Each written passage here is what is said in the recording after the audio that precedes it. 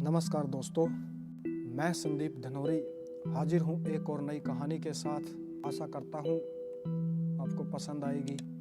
ये कहानी है दोस्तों एक पति पत्नी की। राधिका और नवीन जो तलाक के कागज लिए कोर्ट के बाहर एक साथ निकले और दोनों के परिजन साथ आए थे। उनके चेहरे पर विजय और सुकून साफ झलक रहा था। 4 साल की लंबी लड़ाई के बाद आज फैसला हो गया था। 10 साल हो गए थे शादी को, मगर साथ में 6 साल ही रह पाए। 4 साल तो तलाक की कार्रवाई में ही लग गए। राधिका के हाथ में दहेज के सामान की लिस्ट थी जो उसे नवीन के घर से लेना था, और नवीन के हाथ में गहनों की लिस्ट थी जो राधिका से लेने थे। साथ में कोर्ट का यह आदेश भी था कि नवीन 10 लाख रुपए की राशि राधिका को देगा। राधिका और नवीन दोनों एक ही टेम्पो में बैठकर नवीन के घर पहुंचे। राधिका को उसकी कुछ चीज़ें नवीन के घर से लेनी थी, इसलिए 4 साल बाद ससुराल जा रही थी। आखिरी बार, बस उसके बाद कभी नहीं जाना था। उधर सभी परिजन अपने अपने घर जा चुके थे। बस तीनों ही रह गए थे, नवीन, राधिका और राधिका की माँ। नवीन घर में अकेला ही रहता था।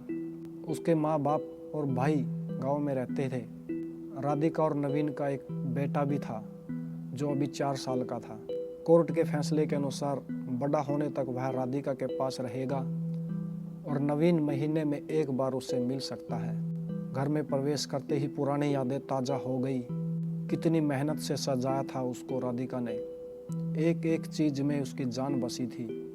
सब कुछ उसकी आंखों के सामने बना था। सपनों का घर था उसका।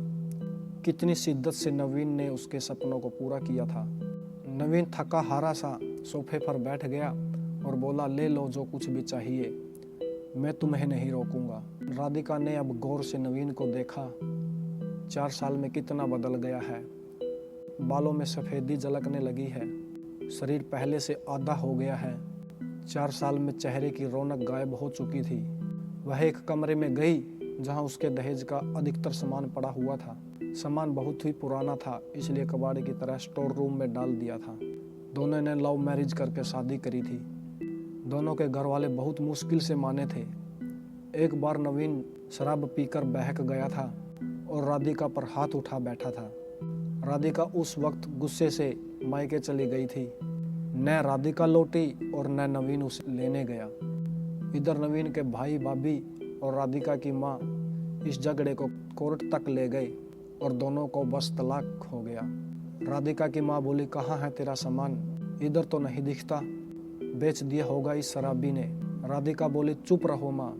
राधिका को न जाने नवीन को उसके मुंह पर शराबी कहना अच्छा नहीं लगा। फिर स्टोर रूम से पड़े सामानों को लिया। राधिका ने सिर्फ अपना सामान ही लिया।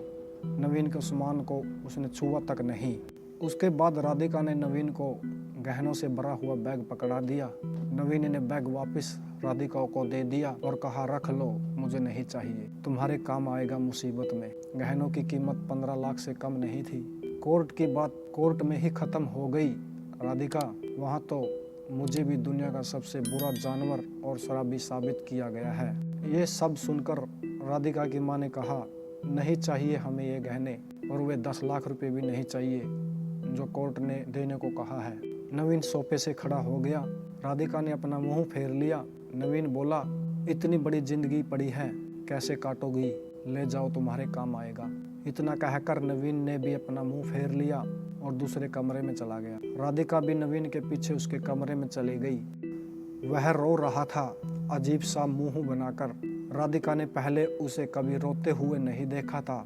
आज पहली बार उसने उसे रोते हुए देखा। उसे रोता देख राधिका को बहुत बुरा लगा। फिर नवीन ने उससे कहा, इतनी फिक्र थी तो क्यों दिया तलाक? राधिका बोली, मैंने अकेले नहीं, तुमने भी दिया है तलाक। दस्तक तो तुमने भी किए, माफ़ी भी तो मांग सकते थे। नवीन ने कहा, मौका कब दिया तुम्हारे घर वालों ने? जब भी फ़ोन किया काट दिया। राधिका बोली, घर भी आ सकते थे।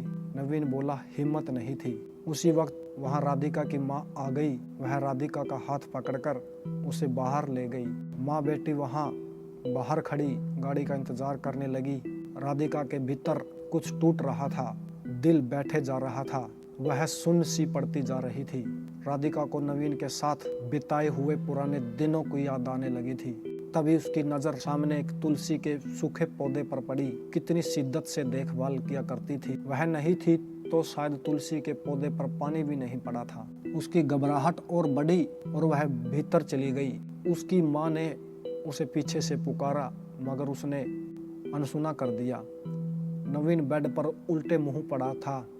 एक बार के लिए उसे उस पर दया आ गई, लेकिन वह जानती थी कि अब सब कुछ खत्म हो चुका है, इसलिए उसे भावुक नहीं होना है। उसने अपने कमरे को देखा। कहीं कहीं तो मकड़ी के जाले झूल रहे थे। कितनी नफरत थी उसे मकड़ी के जालों से। कुछ देर बाद उसकी नज़र दीवार पर एक फोटो पर पड़ी।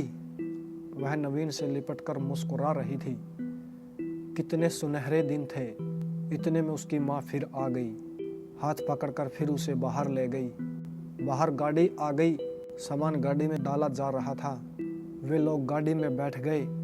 नवीन गाड़ी की आवाज़ सुनकर बाहर आ गया। अचानक नवीन कान पकड़कर घुटनों के बल बैठ गया और बोला, मत जाओ राधिका, मुझे माफ़ कर दो। राधिका यही सुनने के लिए पिछले 4 साल से तड़प रही थी। सब्र के सारे बांध एक साथ टूट गए थे।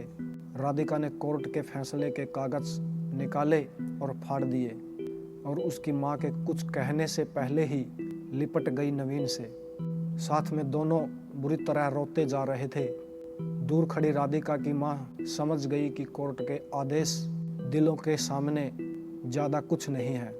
अगर माफ़ी मांगने से ही रिश्ते टूटने से बच जाते हैं तो माफ़ी मांग लेनी चाहिए दोस्तों।